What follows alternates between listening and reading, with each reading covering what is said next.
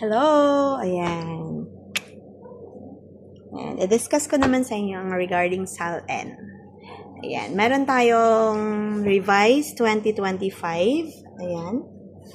Na SALN. Annex A. So, kung isi-search nyo siya sa CSE form, Annex A lang ang kailangan natin. Ayan. So, dito, ayan yung itsura niya. Ang iba may nakalagay dyan, Annex A. Ayan. So, dito lalagay tayo ng 2025 dyan. Year 2025, December 2025. Tapos, syempre, yung name. Ayan, family name, first name, middle initial. Tapos, yung position. Ayan. Tapos, dito, naglagay si teacher ng none. NA lang dapat lahat dyan. Tapos, dito, NA din. Ayan. Tapos dito, hindi po none ang nilalagay dito kung wala lang naman. Nilalagay po natin ay NA lang. Ano? So, dapat naka-NA lang to. Ganyan. Lahat yan NA. Ayan. Tapos ilalagay lang natin dito sa taas mga fixed asset.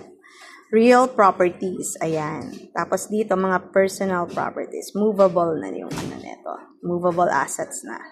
Like cellphone, jewelry, yan. Yan po. Tapos dito sa likod, ganun din po. Ayan. Bawal naglalagay ng none, dapat NA po dyan. So, papalitan ni teacher dapat ito ng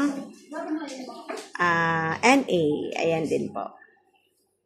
Ayan. So, tapos, kailangan, ayan, nasa na yung ating mga pantakip? Pa natin yung ano. Ayan. Ayan, kung wala lang naman, lalagyan NA, tapos dito, ayan, signature na lang, tapos papasubscribe po yan. Tapos kung ano naman, walang spouse, ganyan lang yan. Dapat nga may NA pa dyan eh. What if kung may spouse? So, mag-a-attach lang tayo ng, tapos ang asawa is nasa abroad. So, mag-a-attach lang tayo ng letter na kasi hindi makakasign si husband or si wife kung nag-work sa abroad. May letter lang i-attach.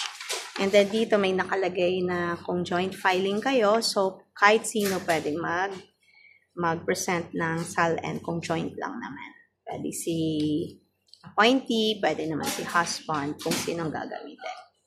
Ayan, yan po yung update sa SALN, Annex A, Revised 2025. So, hindi na po ginagamit ang Revised 2017. Ayan. Sharing is caring.